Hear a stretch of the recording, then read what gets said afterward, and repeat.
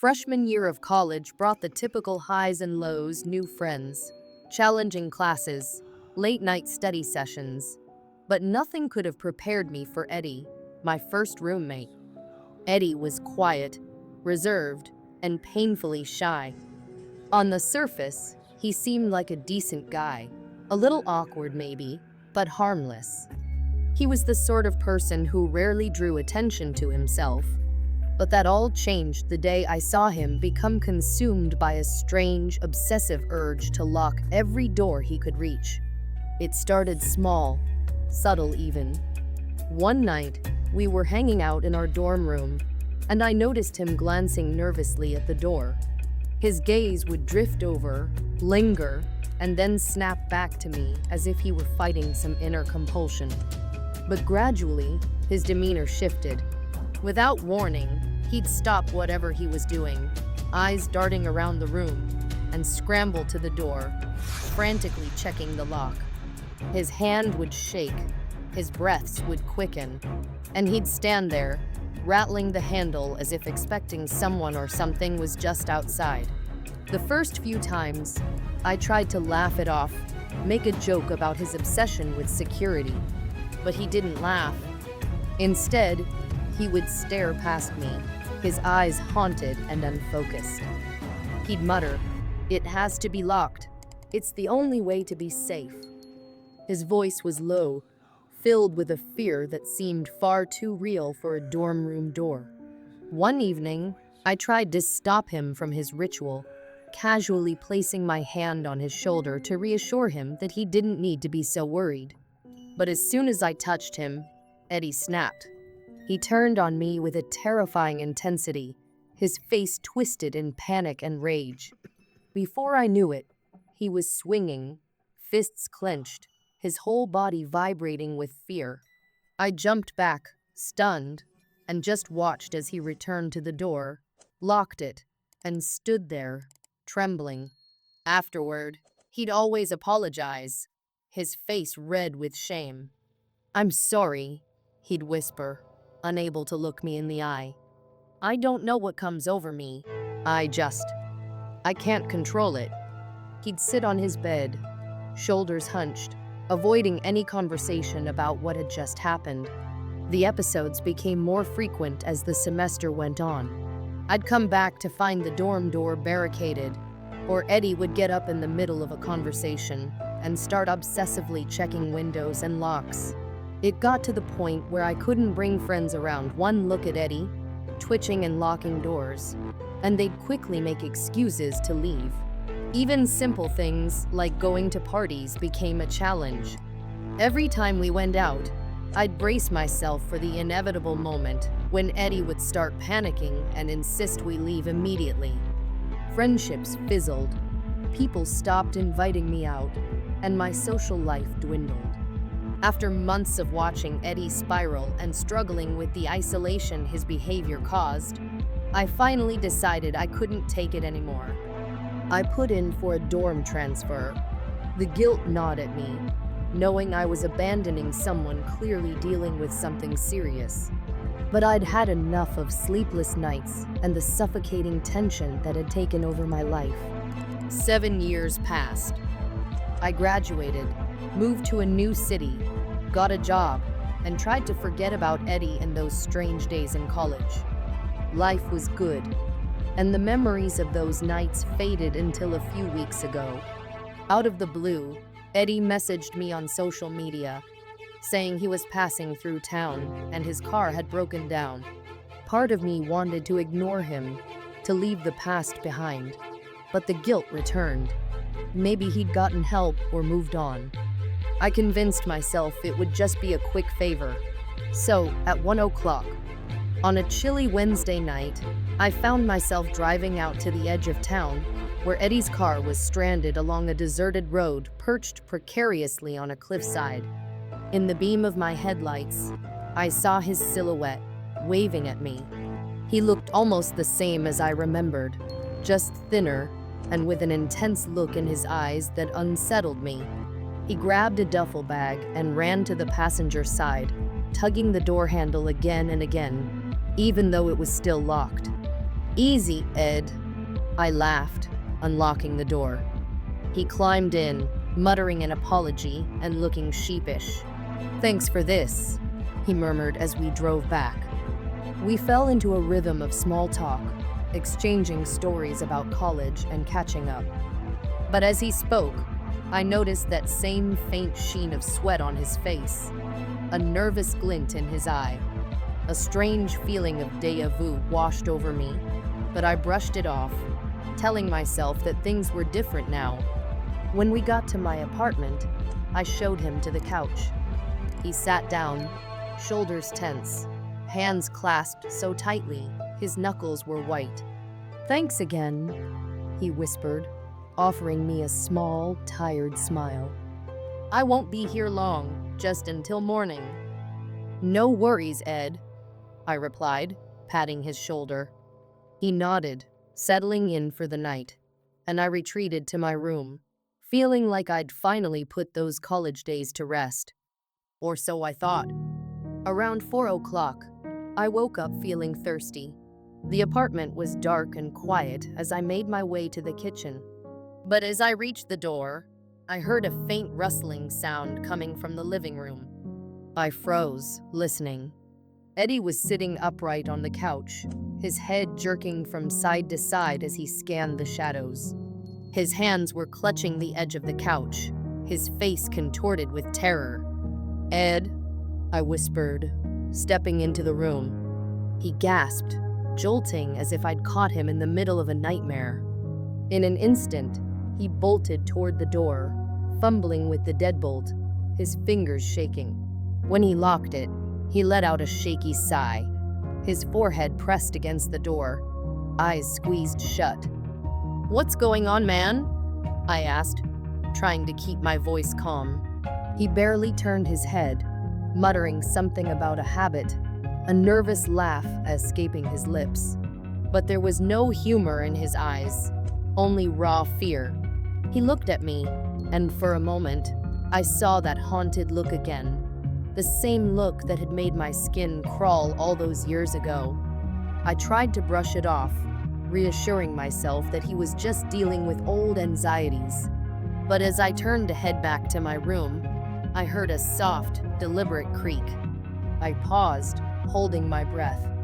The sound was too slow, too purposeful, as if someone was tiptoeing through the apartment. Another creak, louder this time, closer to my bedroom door. And then, in the silence, a whisper, soft and distorted, like someone speaking from far away. Lock the door. I opened my door a crack, peering out. Eddie was standing at the end of the hall, his face half hidden in shadow, his eyes wide and unblinking. Sweat dripped down his forehead, his expression frozen in fear. Ed, I whispered, stepping into the hall. He turned slowly, his face twisted in terror.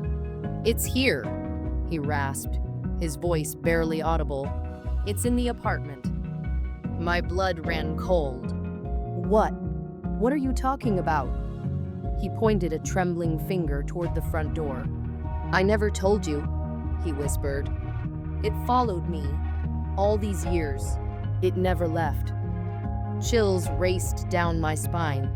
The air in the apartment grew thick, suffocating, as if something dark and unseen had filled the room. Eddie's voice quivered, his words heavy with memories he seemed both desperate to share and reluctant to relive. I was probably 7 or 8, he said, a haunted look in his eyes as he stared at something far beyond the walls of my apartment. Back then, every night before bed, I'd check the locks. Every single lock. My mom thought I was just being an anxious kid, that it was some sort of phase, you know? But the feeling wouldn't go away. I watched him, caught between fascination and dread, as he paused to catch his breath. One night, I ignored it, he whispered. His eyes darkened, lost in the shadow of the memory. I tried to convince myself that it was just a silly habit, something I didn't really need to do. So I went to bed, told myself I'd be fine. But that night, his voice caught, and he struggled to continue. That night, someone broke in. I woke up to this strange noise, like someone moving around in the hallway. I thought maybe it was Mom, but it wasn't. I held my breath as Eddie's voice wavered, his gaze distant and haunted. They took my mom, he said quietly, or whatever it was, hurt her, right there in our house. I never saw her again after that night. Jesus, Eddie, I managed to whisper, my words barely breaking through the thick silence that had settled between us. He shook his head slowly, his expression grim. I don't think it was a person, not entirely. When I opened my door that night, I saw something moving in the shadows, a figure, shifting, unnatural. And I knew, somehow, it was waiting for me, feeding on the fact that I didn't lock the door. He swallowed hard, his voice dropping to a low murmur. Ever since then, I felt it, lurking, just waiting for me to slip up again. A shiver ran down my spine, cold and insidious. I could almost feel the darkness Eddie spoke of, a presence pressing in from outside, watching us, waiting. Suddenly, there was a creak, a soft, almost imperceptible sound coming from outside the door. Eddie and I both froze, our eyes locked in shared terror. I forced myself to glance through the peephole, half expecting an empty hallway, a quiet reassurance. But instead, there was a flicker of movement, faint and almost dreamlike. A figure stood just beyond the door, its form distorted and wavering, like a shadow caught in the wrong place. My heart pounded, my mind racing with fear and confusion. I wanted to believe it was a trick of the light, a passing illusion. But Eddie's grip on my arm tightened, his fingers digging into my skin. You don't understand, he whispered, his voice low and filled with a strange urgency. They don't need to break in, they just need an opening, a weakness. That's how they get in. A chill settled over me, a creeping fear that seemed to seep through my bones. Are you saying it's here because you're here? I asked, my voice barely more than a breath. He nodded, looking down in shame. I think I brought it with me, he murmured. I'm sorry. I didn't mean to drag you into this. Outside, the faintest scraping sound echoed against the door, like fingernails slowly scratching the wood. The sound was faint at first, but it grew louder, more insistent, and I could feel my pulse quicken in response. Eddie's hand clamped down on my arm, his eyes wide and terrified. What do we do? I whispered, my voice trembling as I fought the rising panic within me. We keep it out, he said, his tone determined, though there was a hint of desperation in his eyes. As long as we don't open the door, it can't get in. It feeds on fear, on doubt. But if we hold on, his voice trailed off as the scratching grew more frantic, filling the apartment with a terrible, relentless sound. Then, slowly, the scratching morphed, joined by a low, inhuman moan, a sound that seemed to vibrate in the walls, sending a cold shiver through my entire body. The dark presence outside pressed against the door, its malevolent energy almost tangible, filling the air with an overwhelming sense of dread and oppression. My hand twitched toward the deadbolt, a small, instinctive movement, like some part of me was compelled to open it, to let whatever was on the other side in. Don't! Eddie hissed, grabbing my wrist. His grip was strong, his eyes fierce with desperation. You can't give in, he said, his voice barely a whisper. If you do, it'll take us both. I nodded, my resolve hardening, though fear gnawed at the edges of my mind. We stood there, huddled together in the dim light, listening as the scratching grew more frenzied, each stroke like a blade slicing through the fragile barrier between us and whatever waited outside. I could feel its presence, pressing against the door, filling the apartment with a suffocating darkness that seemed to seep through the walls, growing closer, hungrier. And then, just as suddenly as it had begun, the noise stopped. Silence fell over the apartment, thick and heavy, broken only by the sound of our own ragged breathing. I looked at Eddie, my voice trembling. "Is it gone?" He shook his head, his expression grim, his eyes filled with years of terror and exhaustion. "It never leaves," he murmured. "Not entirely. It's always there, waiting, watching. It's been with me ever since that night." In that moment, it all became horrifically clear. This wasn't Eddie's paranoia, wasn't some irrational compulsion to lock doors or a trick of his troubled mind. No, this was something far darker, something deeply real and malevolent. It had been stalking him for years, drawn to his every slip, every weakness, feeding on the fear he tried so desperately to hide. And somehow, in ways I couldn't yet understand, that presence had transferred its attention to me, rooting itself in the corners of my apartment, lingering in the air like a sickness. I realized with a cold shock that it wasn't Eddie alone it wanted, it was anyone it could grasp who had been touched by his fear. I felt the weight of its presence settle into the room, filling every empty space with an oppressive darkness that seemed to pulse and breathe. The room felt smaller, as if the walls were pressing in, trapping us together in a prison of our own making. We both sat, back against the locked door, breathing in silence, each small sound amplified by the tension in the air. I could feel Eddie shivering beside me, his breath shallow, his body taut with the effort of holding himself together. Whatever this thing was, whatever force we had disturbed, it was waiting just outside the door, as patient as the grave. Our ears strained, attuned to the slightest whisper of movement, the faintest shift in the air.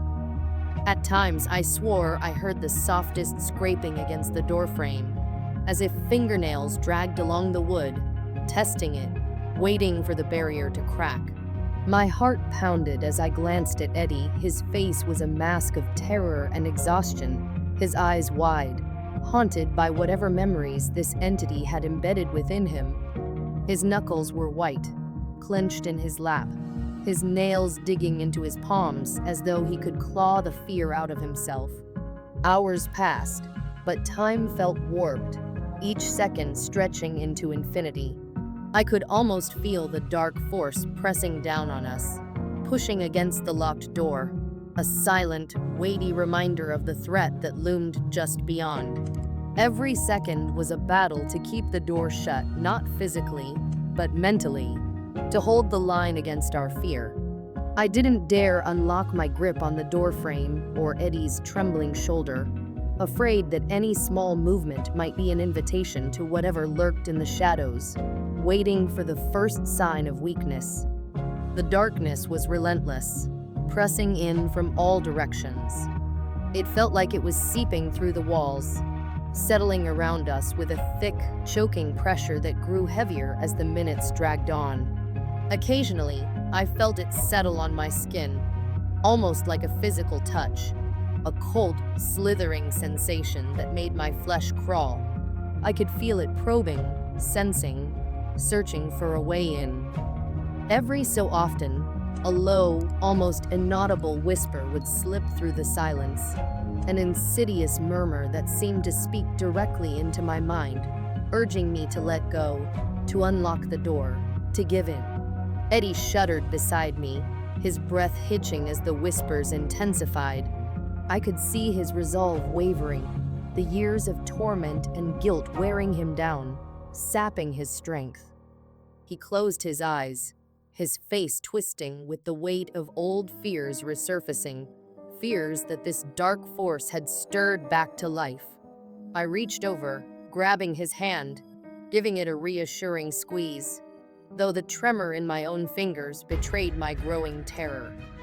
We were trapped together, bound by the invisible chains of this unseen entity, fighting an enemy we couldn't see, couldn't touch, but could feel pressing ever closer. In those moments, the darkness seemed almost alive, feeding on our fear, growing stronger with each shudder, each whispered prayer for it to end. I found myself reciting old memories, grounding myself in any fragment of safety I could remember. But every thought felt flimsy, shattered by the cold, unyielding pressure that continued to bear down on us. Whatever this thing was, it thrived on our terror, reveling in the helplessness it forced upon us. And the longer it lingered, the deeper its roots seemed to dig, entwining itself into the very fabric of the room, of our minds. At some point, the air grew so thick with tension that I could hardly breathe, each breath a struggle against the invisible weight pressing on my chest. I looked at Eddie, his face pale, his eyes hollow, as if he'd already resigned himself to whatever fate awaited us. His voice, when he spoke, was barely more than a whisper, rough and choked with guilt. "I'm sorry," he murmured, his gaze fixed on the floor, "for bringing this to you, for letting it follow me. I thought I was keeping it under control, but it's stronger than I am." I reached out, placing a hand on his shoulder, trying to convey a strength I didn't feel. "We'll find a way," I said, though the words felt hollow, empty. I wanted to believe it, wanted to think there was some way to break the hold this thing had over him, over us. But deep down, a dark certainty had begun to settle, a sense that we were already in too deep, that whatever this force was, it was beyond anything we could fight. Dawn was breaking by the time the oppressive silence lifted, the first faint light slipping into the room, casting away the shadows that had held us captive. For the first time in hours, I allowed myself to exhale, a long, shuddering breath that felt like a release from some spell. Eddie's shoulders sagged, his face slack with exhaustion. We exchanged a look, a silent understanding that this was far from over, that we had only just begun to scratch the surface of the nightmare we were entangled in. The morning light offered some comfort, but the memory of the night clung to us, a heavy shadow that refused to dissipate. Even as the sunlight flooded the room, I could feel the residual dread lurking in the corners, the lingering presence of the darkness that had plagued us. It was as though it had left its mark on us, a silent promise that it would return, waiting for the next moment of weakness. Eddie looked at me, his eyes hollow, haunted. The weight of years of fear and guilt lay heavy on his shoulders, etched into every line of his face. "I don't know how to make it stop," he whispered, his voice broken, resigned. The despair in his eyes was a reminder of the years he had spent battling this thing alone, the countless nights spent warding off the shadows that had haunted him. I felt a surge of anger, not at him, but at the darkness that had stolen his life, that had twisted his existence into a relentless, unending struggle. I managed a small, uncertain smile, though the words felt like a lie. "We'll find a way," I repeated, though in my heart, I wasn't sure I believed it. This darkness had seeped into our lives, into our minds, binding us together in a web of fear and uncertainty. Even as we sat there in the light of dawn, I couldn't shake the feeling that it was still out there, lurking just beyond the edge of reality, waiting for the next time one of us let our guard down. We had faced down the darkness together, but I knew that this was only the beginning.